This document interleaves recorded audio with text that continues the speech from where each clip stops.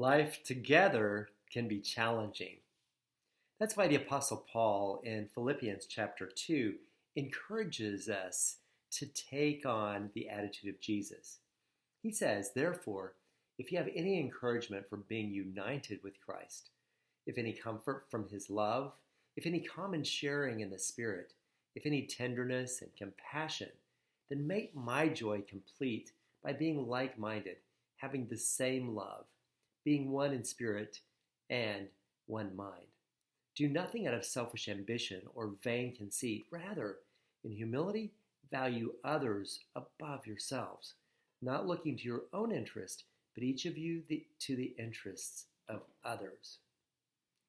Isn't that a challenge? Now, I believe that we do need to be clear about what our interests are.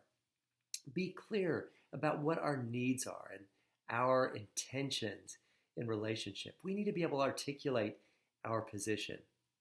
And we need to be able to navigate conversations in a way that honor our commitments and those of the ones we relate to, those we love. Oftentimes, we are challenged to not just capitulate, but to stay in that dialogue so that we can come to a decision that honors both people. It's really not helpful to simply surrender your need for the need of another person. For example, if you and I are buddies and we're going out to eat, it's helpful for me to know what I'm in the mood for, as well as being willing to defer to you. There needs to be a give and take for a healthy dynamic in the relationship. If, for instance, both of us are trying to please the other one, we might end up not going to a restaurant either of us want because neither of us is willing to declare our desire.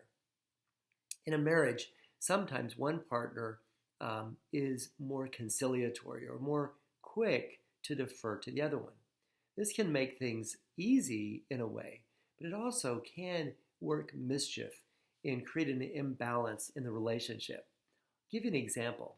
Let's say one person is an introvert and loves to stay home. The other one is extroverted and loves to go out. Let's say the extroverted person would love to go out every night, or at least 5 nights a week, whereas the homebody would prefer to stay home every night.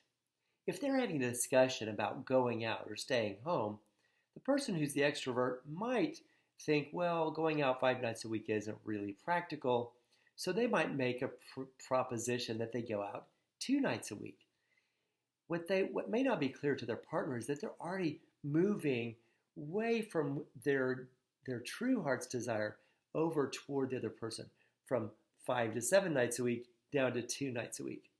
If the other partner doesn't realize that they've already moved far over on this ledger, then they may come back with, well, I'm willing to go out 1 night a week, but the other 6 nights, we should stay home.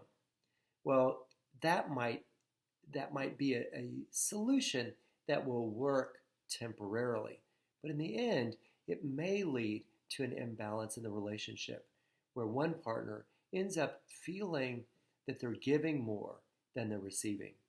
This spells bad news for a relationship because every relationship that is a true friendship, a true partnership, or a healthy marriage is based on equality, where there's a give and take in the relationship, like a seesaw, where we give and receive. We give and receive. That there's a healthy flow of mutual honor, respect, surrender, and submission. When we're able to weigh in fully, as Jesus did in the garden, declaring what we want, but being willing to surrender as Jesus did. Not my will, but yours be done. Obviously, we submit to one another out of reverence for Christ, to honor him in the relationship. And if we do a good job, there'll be a sweetness, a softness, a vibrancy, a vitality, an energy, a synergy between the two of us when we give and receive, when we're all in, but willing to surrender my need for the need of the relationship. It's a win-win when we come up with solutions that honor both my personality and yours, my priorities and yours, my perspectives and yours. Those are the conversations that allow us to fill out the goodness of a partnership, whether it be in marriage or parent and child or in a workplace.